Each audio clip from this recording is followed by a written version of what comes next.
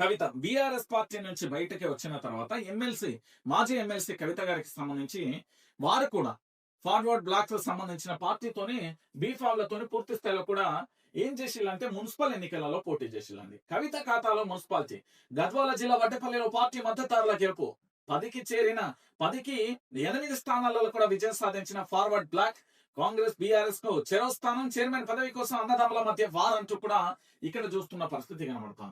ఒకసారి దీన్ని డెప్త్ గా వెళ్లే ప్రయత్నం చేద్దాం. మున్సిపల్ ఎన్నికలలో కల్వకుంట్ల కవిత ఖాతాలోకి మున్సిపాలిటీ చేరింది. గద్వాల జిల్లా వడ్డేపల్లి మున్సిపాలిటీలో సింహం గుర్తు అంటే అఖిల భారత ఫార్వర్డ్ బ్లాక్ పై పోటీ చేసిన తెలంగాణ జాగృతి క్యాండిడేట్లు 10 వార్డులకు గాను 8 చోట్ల గెలుపొందారు. ఒక్క వార్డులో కాంగ్రెస్, మరొక వార్డులో బీఆర్ఎస్ అభ్యర్థులను గెలిపారు.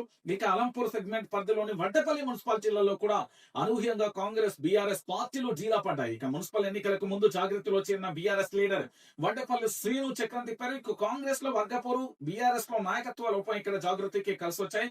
ఇక చైర్మన్ పదవి కోసం క్యాంప్ రాజకీయాలు. ఇక వడ్డేపల్లిలో మున్సిపల్ చైర్మన్ ఎన్నిక వ్యవహారంపై పీఠముడి నెలకొంది. అన్నదమ్ములైన వడ్డేపల్లి శ్రీను, లక్ష్మారెడ్డి కొడుకులు అజయ్, యుగేందర్ రెడ్డి వేర్వేరు వార్డులలో పోటీ చేశారు. సీను కొడుకు అజయ్ చైర్మన్ పదవిని ఆశించగా ఆయన బీఆర్ఎస్ చేతిలో ఓడిపోయారు. దీంతో లక్ష్మారెడ్డి కొడుకు యుగేందర్ రెడ్డికి పదవి కట్టబెట్టాలని జాగృతి నేతలు ప్రతిపాదించారు. అయితే అజయ్ కి పదవి దక్కకూడదని యుగేందర్ రెడ్డి కుట్ర చేశాడని, అజయ్ ఓటమికి అతడే కారణమని సీను వర్గం కూడా ఆగ్రహం ఉంది. ఎట్టి పరిస్థితులలో యుగేందర్ రెడ్డికి పదవి దక్కవద్దని భావించిన సీను అజయ్ గెలిచిన వారిని క్యాంప్ కు తరలించారు. యుగేందర్ రెడ్డి మినహా 7 ప్రస్తుతం సీనుతో పాటే క్యాంప్ కు వెళ్లారు. కాగా ఆల్ ఇండియా ఫార్వర్డ్ బ్లాక్ గుర్తుపై జాగృతి క్యాండిడేట్లు పావని గాని, శర్వానంద్ గాని, మంజులా గాని, యుగేందర్ రెడ్డి గాని, దాంతో పాటు దేవమ్మ గాని, విజయ్ భాస్కర్ గాని, జయశ్రీ గాని, తిమ్మప్ప గాని, బీఆర్ఎస్ నుంచి సూరి గాని, కాంగ్రెస్ నుంచి వెంకటరమణ గెలుపొందారు అంటూ కూడా చూడొచ్చు. మొత్తానికి ఊహించని ఒక పరిణామమే జరిగింది. ఎందుకంటే నేను పట్టిన పట్టు మొండి పట్టు అనేది నేను గతంలో కూడా చెప్పాను. ఇప్పుడు కవిత అది పూర్తి స్థాయిలో కూడా నిరూపితమైంది. ప్రజలే నిరూపించారు.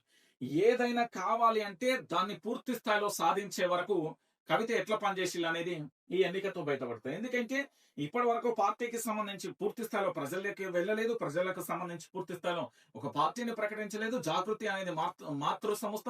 ఈ జాగృతికి సంబంధించి తెలంగాణ ఉద్యమం నుంచి కూడా జాగృతి ఉంది. ఆ జాగృతికి సంబంధించి పూర్తి స్థాయిలో అదే కండువాలు, దాంతో పాటు ఫార్వర్డ్ బ్లాక్ కు సంబంధించిన బీఫామ్లతో పోటీ చేసి 10కి 8 స్థానాలలో కూడా విజయం సాధించింది. ఇది ఒక ఊహించని ట్విస్ట్. రాష్ట్ర రాజకీయాలలో సంచలనంగా మారింది.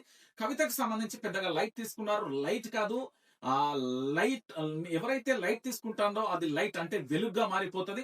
పూర్తి స్థాయిలో కవితకు సంబంధించి గట్టి పోటీ ఇచ్చారు అనుకోవడంలో ఎలాంటి డౌట్ లేదు.